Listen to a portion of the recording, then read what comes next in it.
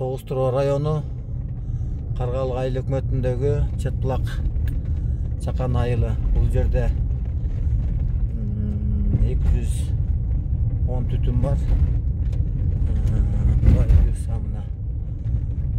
Жаз келиптир, айдоо иштери болуп аттыр. Анан ушул Четбулак айылына келип, ушул жаңы курулуп аткан мектепти көрөйүн деп келатам, Кудайым буйрса. Четбулак айылы, Четбулак деген чакан айыл.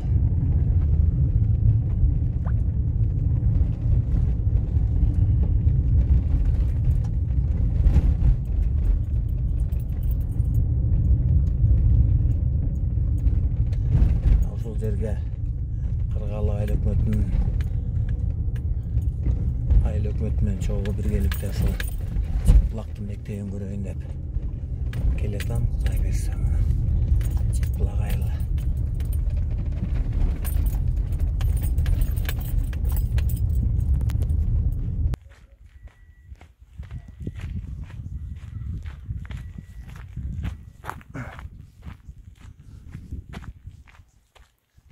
Мына ушул жаңы салынып аткан мектеп 2014-төн бери токтоп турган.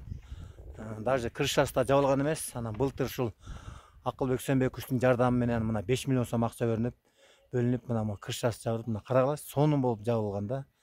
5 миллион сом акча бөлүнүп, буюрса крышасы да жабылган. Анан не демекчибиз? Ыраазычылык, толук рахмат айтабыз. Аллах разы болсун, Акылбек Үсөнбекович.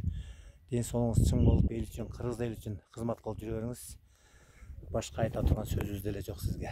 Өмүрүңүз узун болсун. Эл үчүн кызмат кылып келатасыз. Дагы деле кызмат кыла бериңиз. Мына Четбулак айылында элдин сураганы эле ушул мектеп болуп атат. Ушу биздин мектебибиз бүтөт болду экен, кандай болду экен деп аябай кыжалат болуп ушу сурап атышат. Мен Кудайым буйрса айтып атам, мына президентибиз Садыр Нуркожоевичтин көзөмөлүндө турат, министрлер кабинетинин төрагасы Акылбек Үсөнбековичтин көзөмөлүндө турат.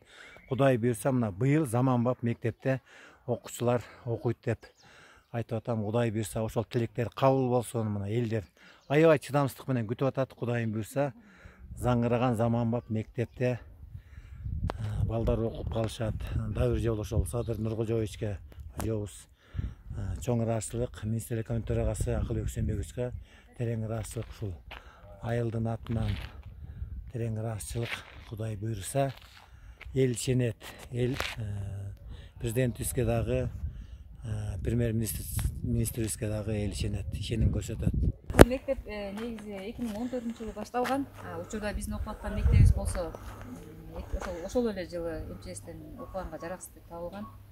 Бирок баягы шарттын жогуна байланыштуу ала жактан ушу эски мектепте окуп атабыз.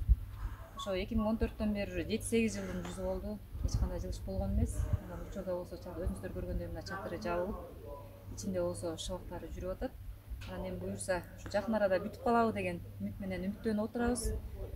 Биздин эң чоң үмүтүбүз, эң биринчи тилегибиз ушул билим уясын биринчи кезекте бүтүрүп бербесеңиздер. Азыркы акыбалыбыз өтө эле кыйын, бирок ошол кыйынчылыкка карабай окуу процессин эч кандай үзүлдүккө учураткан жокпуз, токтоткон жокпуз. Буюрса мен ошол жалпы коллективи менен ушу эл журт мектептеги окуучулар менен үмүттөнүп отурам. Жаңы окуу жылында жаркыраган жаңы мектепке киребиз деген үмүтүбүз бар. Ушу биздин үмүтүбүздү актайт деген ишеничтемин. Сиздерден чоң сураныс ушу биздин мектепти тез аранын ичинде сентябрга чейин толугу менен бүтүрүп берсеңиздер эң жакшы болот эле да. Ушул мен айтайын деген. Анан учурда ушул акча бөлүндү деп бизге мынакей Урмат байке жакшы жаңылыктарды айтып атат. Буюрса ишенебиз, сизге дагы ушу мектебибиз бүтөт деген үмүттө отурабыз. Рахмат. Жогоруда ошо директор айтып кеткендей, бул мектеп 14-жылы курулуп башталган экен. 4-5 жыл токтоп калды. Буюрса эми 2021-жылы биздин министрлер кабинетинин төрагасы Акылбек Жапаров Үсөнбековичтин жардамы менен 5 миллион сом бөлүнүп, чатыры жабылган өткөн жылы. Анан быйылкы жылга дагы ошо толук кандуу бүтөт деп үмүттөнүп турабыз. Анан сиздерден ошо чоң сураныч быйылкы жылы толук бүтүп, 1-сентябрга толук кандуу балдар окуп калса деген ниеттебиз. Ошону менен бирге эле министрлер кабинетинин төрагасы Акылбек Жапаров Үсөнбековичке чоң ыраазычылык билдиребиз элдин атынан, өзүбүздүн атыбыздан Айлыкбектин атынан. Быйыл кызылга эми ошо толук кандуу бүтүп калса, эл дагы күтүп атат аябай ушуну. Биз дагы эми мына Токтожобаев Нурмат байкебиз министрлер кабинетинин жардамчысы, советник келип бүгүнкү күндө ошо күзгө чейин бүтүп калуу алдында турат деп макулдашуу жүрүп атат. Биз дагы терең ишеничтебиз.